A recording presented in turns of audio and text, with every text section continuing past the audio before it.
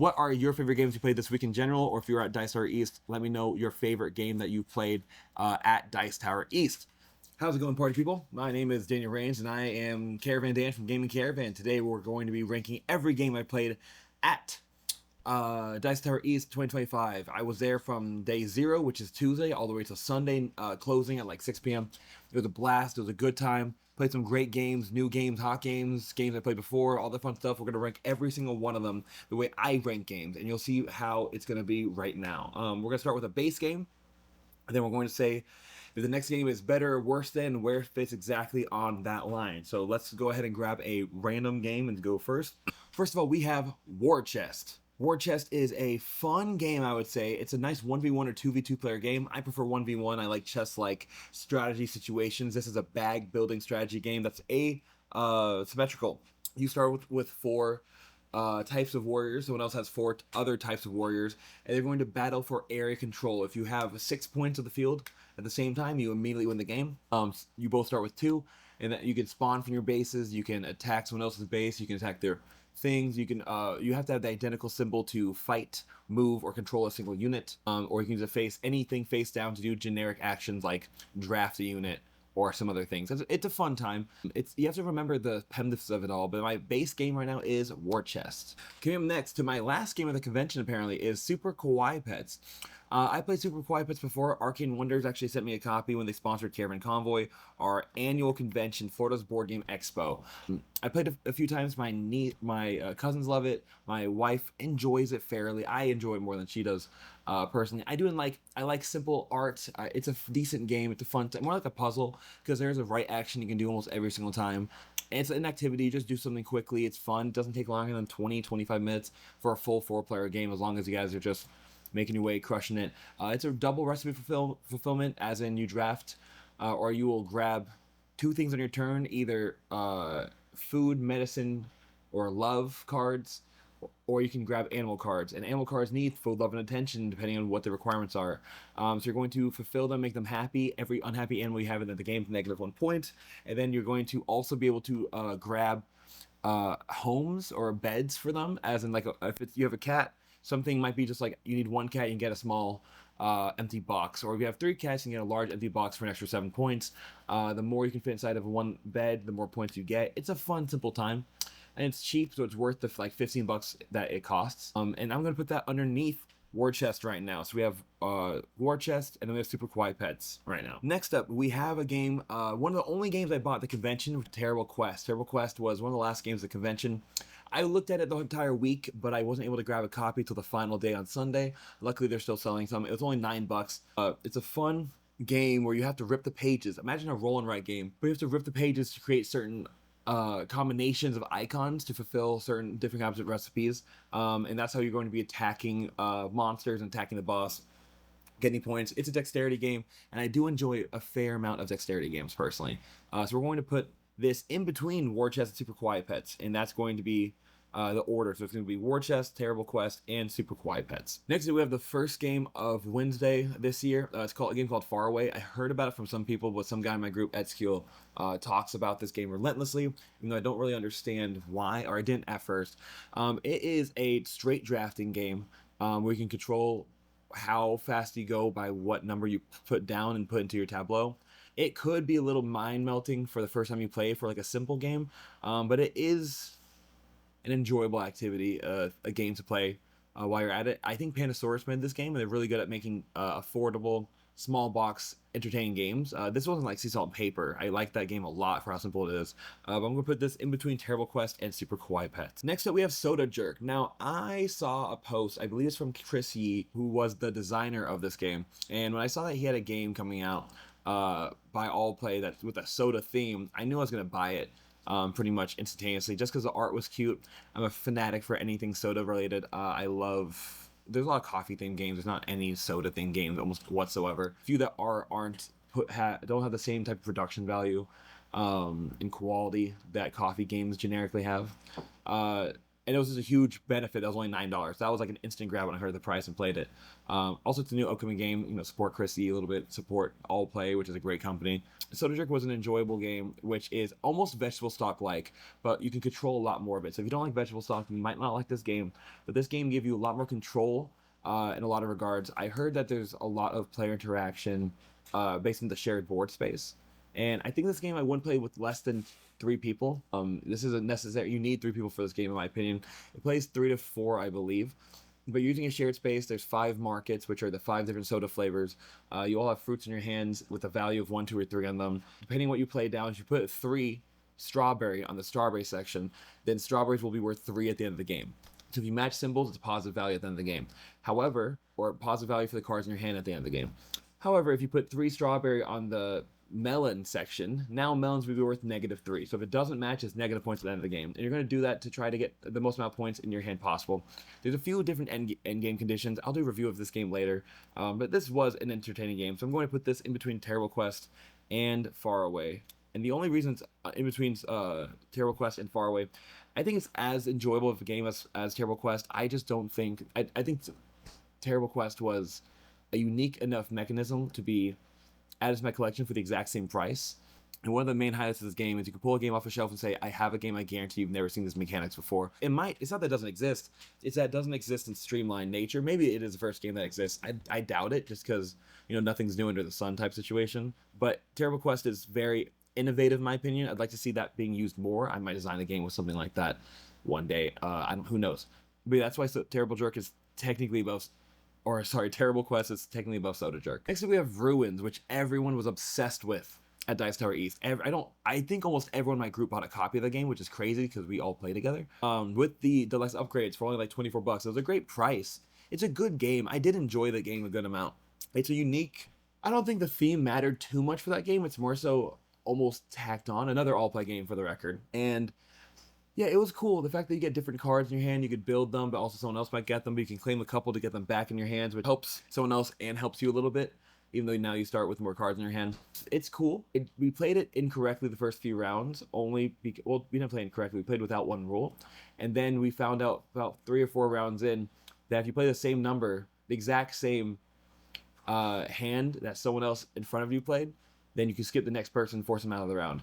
And a few people agreed with me on this.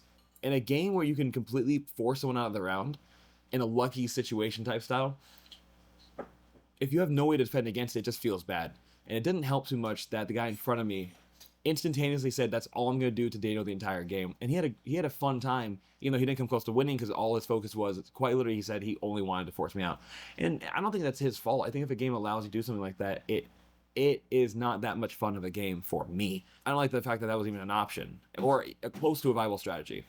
So I'm going to put Ruins, and I just like the game. It's hard to put. I like the game enough to put it above Far Away, technically. It's not that I disliked Far Away. I did enjoy Ruins. I just didn't enjoy certain aspects of Ruins. Now, I put this game between Soda Jerk and Far Away. The Ruins sits comfortably between Soda Jerk and Far Away.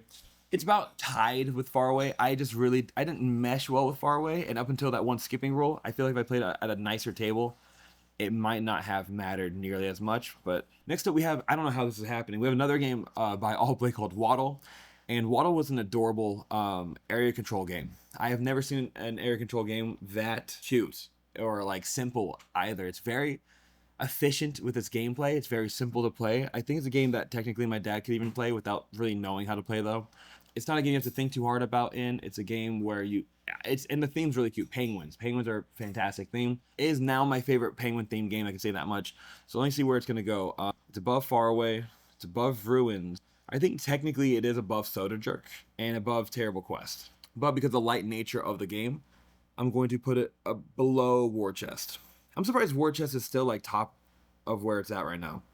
Because it's not close to being the best game on my convention. I'm just drafting a bunch of like lighthearted, not too serious games right now. So let me go ahead and see what's next. Next up, we have Zoo Tycoon, the board game. Perfect timing.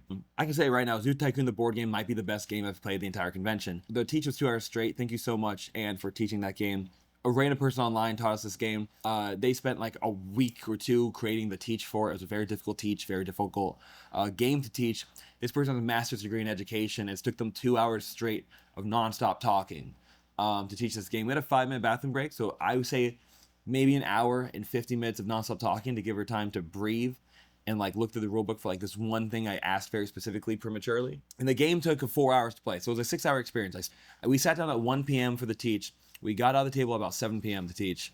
It was all in all a 6-hour time, and it was great. I enjoyed every minute of it.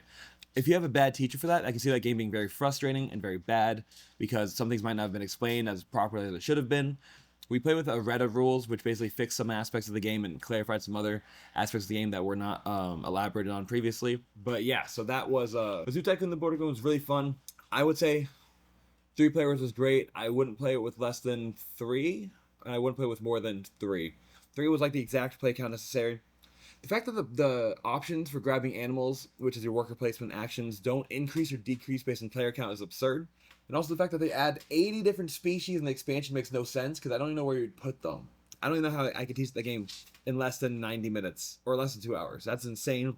It's deep, it's thick, it's heavy. But once we get started, like everything was pretty quick and standard. It was very fun. The game ended with close turns. Aim got 33. Amy got 31, I got 30. We were all very close to each other, and I was like killing a lot of the game. But they all just flew up in the end because I took some actions for granted that I shouldn't have. It just puts it, and it was very pretty. It played just like the video game, probably the most accurate video game representation I've seen in a board game. But that's because it made you the computer, so you had to track a lot of things that you would not want to track in a board game. They should have simplified and streamlined it in a lot of different ways, but they chose not to for whatever reason. And because of that, the game has suffered on release. But that is, I guess, neither here nor there, even though it's exactly here and exactly there. So let's move on.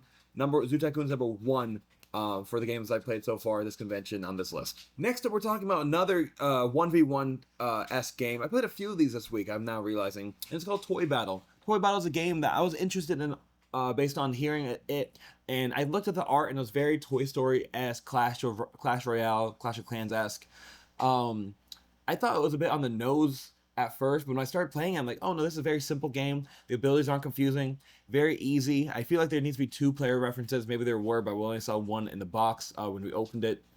It was a great 1v1. It was like heavy enough to where you can have some fun with it, but not too heavy where you had any kind of AP really. I like chess-like combatant games. Too many games. I don't like playing games that are meant for more players at less player counts. Like I don't want to play Distill 2 players. I want to play Distill 4 players. I don't want to play Andromeda's Edge 2 players. I want to play that 4 or 5 players if possible. I don't want to play games meant for more at less player counts personally. And Toy Battle, let's see where this goes. Toy Battle is a great 1v1 game. I'll say that much right now. And I would love to do a tournament of that 100%. So if you are the publisher for Toy Battle and you want to see a tournament done, contact me. Let's make it happen. Let's see. Toy Battle was worse than Zoo Tycoon. A little bit worse than War Chest. I would say it's tied with Waddle almost. Oof, and this is where it gets a little bit arbitrary with the rankings. Waddle and Toy Battle are like tied for me. But because Toy Battle's a 1v1, I want to put below Waddle, but it feels right to put above Waddle. So right now, I'm putting Toy Battle between Waddle and War Chest. So it's number 3 on my list as of this moment. Let's get going with Welcome to the Dungeon. I did not play Welcome Back to the Dungeon. I bought Welcome Back to the Dungeon. If you're watching this video and you want to see more of my virtual flea market polls at Dice Tower East, go ahead and go to the description of the playlist and look at that video. We're publishing 1 video a day about Dice Tower East, and I'm so hyped about all of them. So go ahead and check that out right now. But Welcome to the Dungeon is probably my favorite push your luck game right now. It's very push your luck, read your opponent, do the math numbers. It's very light, pretty easy. Just grab a card from the monster deck and then either hurt the hero or add to the monster deck. And then whoever is the last one to pass in the round has to take the hero down to the dungeon to fight everything. If it survives, you get a point. If you don't, you take a negative damage or you take a damage.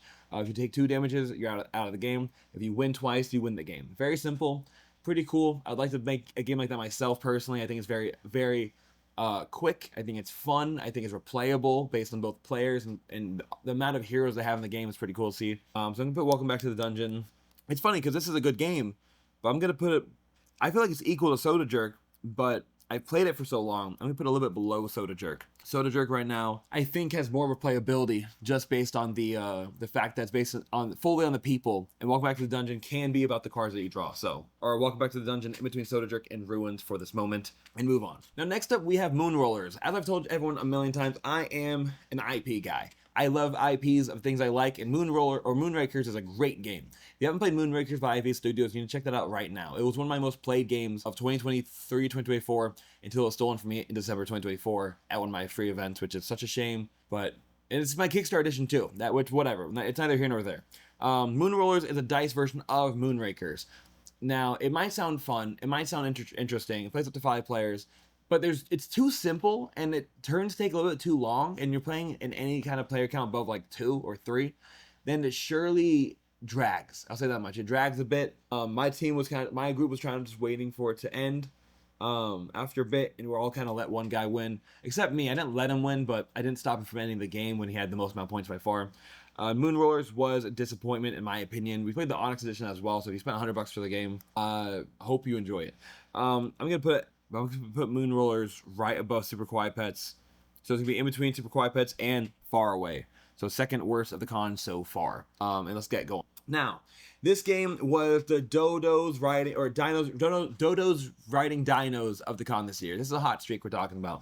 Hot Streak is, I think, a reprint of a game from like 1980, something like that. Hot Streak is a game where there's a bunch of mascots running in a race. Think Ready, Set, Bet meets Camel Up. That's a great description that Connor said. Hot Streak is, you all have to take bets and place bets on who you think is going to win, or maybe the odds of whatever the side bets might be. And you all have a hand of like 5 cards in your hand, and you can play 1 card to the deck, the public deck we're all sharing, and then all the cards are shuffled up, and then just keeps on flipping through until someone gets to the finish line, or you get knocked off the map. If you're knocked off the map, you fail, and you get in the worst place, and then going up. If you finish the race, you go to the next highest place. It's simple, it's quick, it's like a non-dexterity version of Dodos riding dinos, and I'm not a fan of those super lucky, go crazy, who cares what happens games, personally. This game, I would say, it was like one of the... I didn't want to play it myself, but my team wanted to, or my crew wanted to, so we did it. And I hope they had fun. So yeah, I'm putting Hot Streak at the bottom of my list overall. That was more of an activity. If you haven't noticed, I like games with challenges, different strategies, where you can play players. This was more like an activity you can do. It wasn't really any kind of it was just something you could do. Didn't feel like there was no one really cared too much, which makes it something I don't like doing. I like when people are very invested in their games. Next up, we're about halfway done. We got Wondrous Creatures. Now, this was my second game of the entire event. I did it on day 0.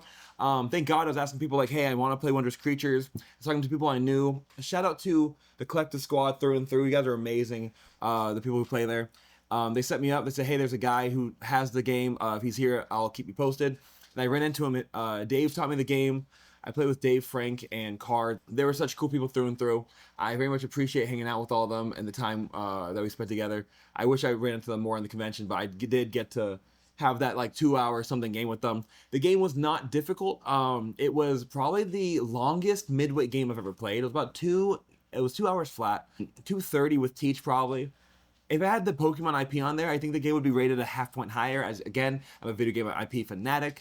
But I think it did very well with its own IP. The gameplay was smooth, it was solid. There were some complaints some other people in my group had. They didn't like the feeling of only doing one achievement at a time. But I think that limits a runaway victory situation where it gives people who are doing alternative strategies more time. Because you don't have to do too many achievements to win. It's just a great way to get easy trophies. And also say like, maybe it's not best to build up to the biggest one. Maybe just do what you have and try to see if you can get more eggs. It's different strategies. It's a conceptual thing where you're building a tableau. You're going out in the wilderness to collect either resources or cards to build. When you build cards, they give you passive abilities. When you have 3 workers on the board, you can recall all of them to trigger a recharge effect. I liked it. I really did like this. This is going to be one of the hardest ones to rank because Zoo Tycoon just blew everything else out of the water. But I will say Wondrous Creatures was probably the second best game I played at the convention. So I'm going to put Wondrous Creatures right between Zoo Tycoon and War Chest. It might be sitting there comfortably, I would say that much. It's not tied for Zoo Tycoon, but also just because my anticipation for Zoo Tycoon was so high for 2 years. And Wondrous Creatures was a game I was interested in, but the box didn't really draw me in. But it was a surprising game for me to actually have enjoyed, and it's not too hard to teach. Next up, we have Detective Club. Now, Detective Club is a social deduction game where there is a winner at the end because every round you're deducing something. I heard that... I didn't hear anything about it besides my group. They really wanted me to play. I did not want to play whatsoever. They said don't be a buzzkill. I played. However, I hate social deduction games. This game is not something I enjoyed particularly too much. I know Joey Evans played with him last year and they had a great time, and I guess trying to have me replace Joey Evans is impossible. I'm not nearly as entertaining, and I really dislike these games. Mainly because you have 5 cards in your hand, or 6 cards in your hand, and what happens is everyone's given a word on a piece of paper. One person is given a blank word on a piece of paper. It's kind of like Chameleon, where the person who decided the word will place a card in front of them out of their cards in their hands, and all the cards have generic, almost AI-like pictures on them. If you played Mysterium or Dixit, you're familiar with the art style. And you play something down, and then the next player plays, and everyone goes in circles until you play 2 cards down. You only do 1 at a time, so it's 2 full rounds, which gives the person who doesn't have the word time to gauge what the word might be, or at least a theme common. And then after everyone plays 2 cards, the person who selected the word will say, hey, the word was this, so I played this because of A and this because of B. And the next player would justify their 2 cards, and everyone goes around. Once everyone explains the reason for playing the 2 cards, they're going to place your detective token in front of someone, guessing which person didn't have the word.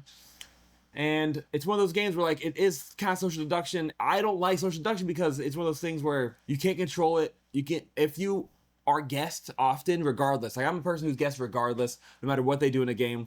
If you're talking too much, oh, you're guilty. If you don't talk too much, oh, you're innocent. Oh, your logic doesn't fit my logic, so you're guilty. And my logic doesn't fit anyone's logic. I don't like games like that. The only game I played that was good, that was social deduction, that was actually a good game, was Feed the Kraken. I'll explain more about that later, because that's one of the games I actually played. Detective Club is going to be probably the lowest game on my board, underneath Hot Streak. I feel bad. I did the best I could in that gameplay, and I still had my friends have a bad time, but it is what it is, because I told them I didn't want to play, and I did my absolute best in that game to have a good time, and it did not work out, but I did my best. Next up, we have Legend of Korra Pro Bending Arena. Jeff from Crew, you're amazing. You know I love your family through and through. This is now easily my favorite 2-player game of all time, and I will explain why. I fell in love with Star Wars Epic Duels in 2016. If you don't know that, that is what Unmatched is based off of. It is a very easy, light Star Wars IP game of generic 1v1 combat or 2v2 combat. Or if you do what I did, you can have like every single character in the game and then control 2 armies of 5 characters. It was a good time. The Pro Bending Arena is a similar vein, like it feels about the same, but you're controlling an army of 3 characters, and it's pro bending. So the theme is cool because you're doing Legend of Korra Season 1, which is the only good season of Legend of Korra, if you ask me. And you control a team. You have a team of 3 characters, which have each have their own unique deck. It's a Firebender, Waterbender, Earthbender, and you can't control Korra. It's Korra and her friends, Korra, Mako, and Bolin, versus you have the Bats, which, as you know, were the villains for a little bit in Season 1.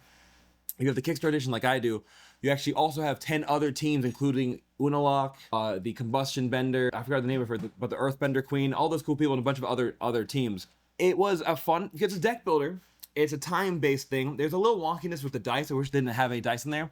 But other than that, it's very technical. It's very tactical. It does feel like a sport, actually. It's a game I want to really get good with. It feels like League of Legends in that sense, where it's a game you want to play again and again and again. It's a good feel. I don't get that very often. Like, Unmatched is a great game. I do enjoy Unmatched. But it does come down to sometimes the cards you place randomly. It could be random luck, or it could be you got a lucky hand, or you got a bad hand. And it does happen. It's not too often, but it's enough to where it has some feel-bad games, which isn't my favorite. This one definitely feels like what you did sucked. Like, it's a you issue. It's a skill issue, which I like games where it feels like skill, but they are board games. It's not very common. It's not being like dexterity-based.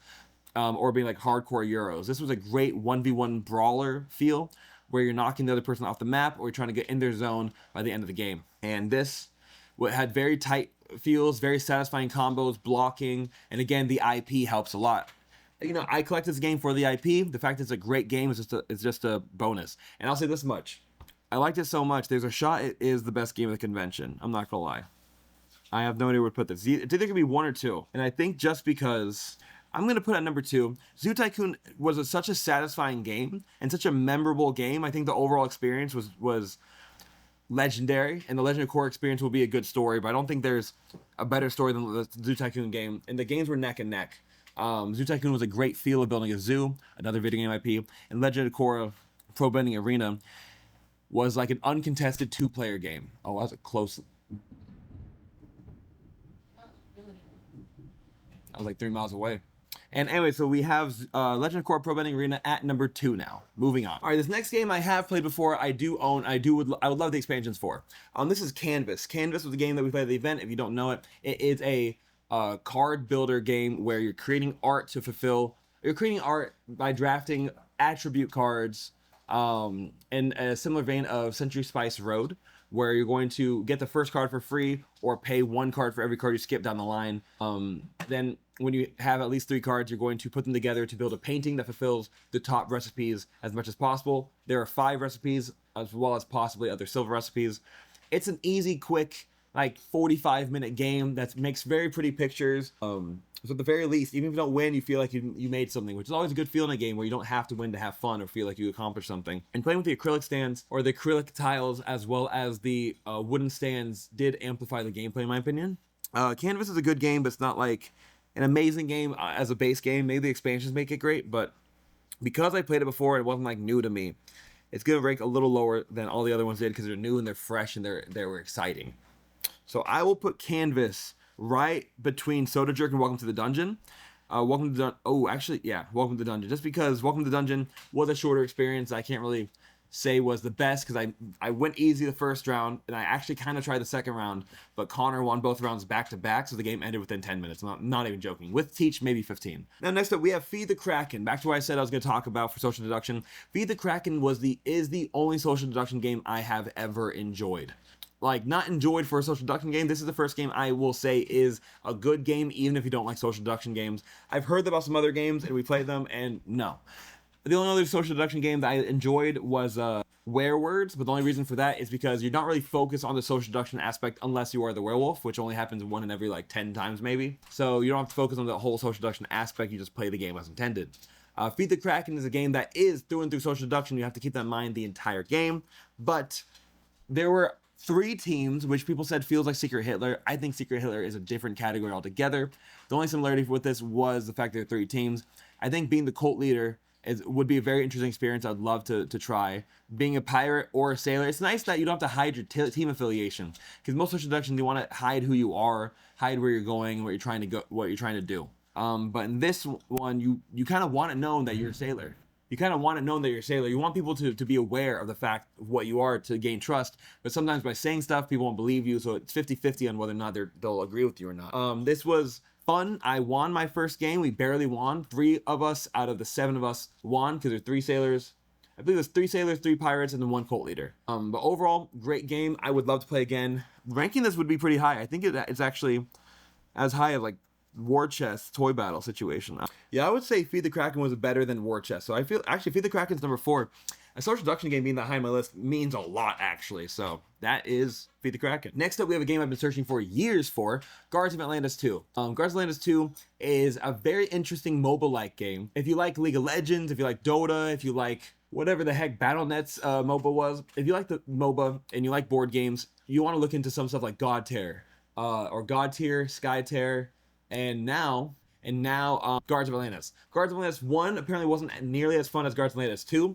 People say it is the most simplified version of a MOBA, and I do thoroughly agree. In your hand, you will always start the round with 5 cards in your hand, and you're going to play 1 card each turn, meaning a simultaneous reveal, and based on the speed of your card, that's how you activate your card abilities, and also do your action entirely. You'll use the card as either movement, or block, or the ability on it. Block happens from your hand when attacked, so the more times you're attacked, the less likely you can block, and everything only has 1 HP. You have 1 HP, the minions have 1 HP, the big minions have 1 HP, meaning it's just harder to hit some things than others, and there's 3 ways to end the game. There's minion wave pushes, there's Nexus Destruction, there's player elimination. Minion wave pushes, meaning after the minion waves are pushed 5 times, meaning goes from center to 1 location, back to center, whatever it might be. The 5th time the wave is pushed, whoever's field it's on will lose. So if I push it to your field, I will win. Elimination, you might have 4 elimination counters in the game. Every time someone dies, you take the elimination down by 1 until there's no more HP. If there's no more lives left, that means that team loses because they ran out of life. The last one is if you consecutively push a minion wave into the player's nexus, you immediately win. Does not matter how many minions get there. It is hard enough to do that as is. I haven't played this game too many times. I've only played it 1 time. I didn't do too much research on it. I've been wanting to play it, and I finally played it. I have a friend who owns it, and now I played it at the event to teach it, It's a very easy teach, very easy learn. It is genuinely the most simplified version of a MOBA. The 5 cards in your hand all have their different utilities, and when you level up, you level up 1 card from your hand to increase that 1 skill. It really does feel like a QWE ult passive in your hand, or auto in your hand, which is a cool feeling, and the players do have good variability. You can change the entire path based on the cards that you draft, and the more levels you go up, the better cards are in your hand, the better passive abilities you have as well.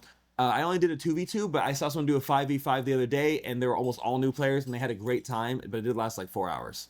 In regards to the ranking of where this will go, it's going to be more difficult because let's start from Terrible Quest. It's better than Terrible Quest, Waddle, Toy Battle, War Chest, Feed the Kraken, and Wondrous Creatures. I would say this is tied with Legend of Korra Pro Bending Arena. Now, I don't agree with Jeff in the sense that I don't think it feels too similar, but I would say that, I mean, it feels similar enough to where if I want to do a 1v1, which means I can't play Guards of Atlantis 2, I might pull up Pro Bending Arena just because it is, I guess, similar enough. But Pro Bending Arena is a deck builder where you control 3 characters. This is a game where you only control 1 character and you need multiple people.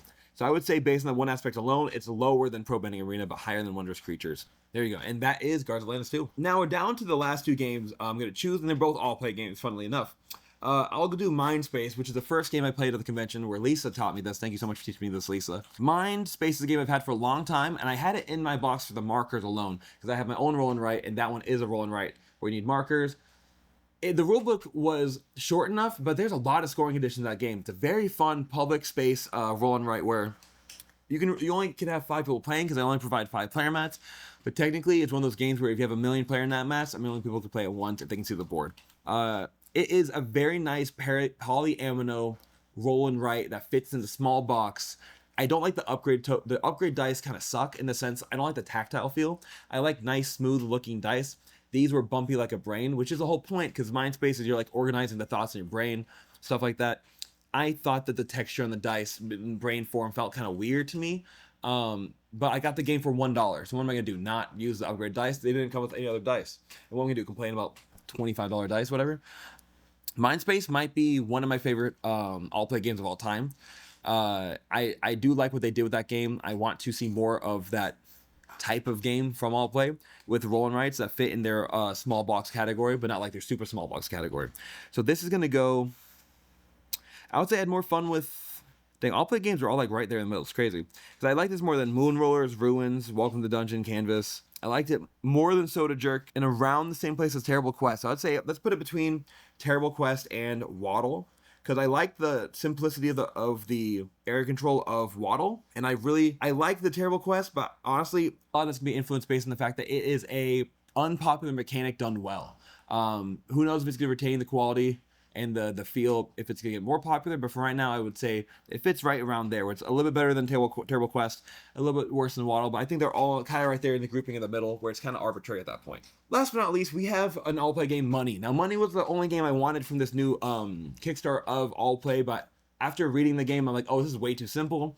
This isn't going to be that fun. The theme I thought was going to be about business, but it was really about like collecting different types of currencies and set collection type game. And I enjoy a good set collection game, but it seemed too simple to say like play some cards and trade them, or play some cards and keep them, or play some cards and take some cards from your opponent. It's not take that game in any regards. What happens is based on the cards you have in your hand, you're going to put down as many as you want down, and whoever places the most amount of money publicly will go first. And then from that, there are going to be 2 sections of money rows. It's going to be one row with 4 cards, another row with 4 cards.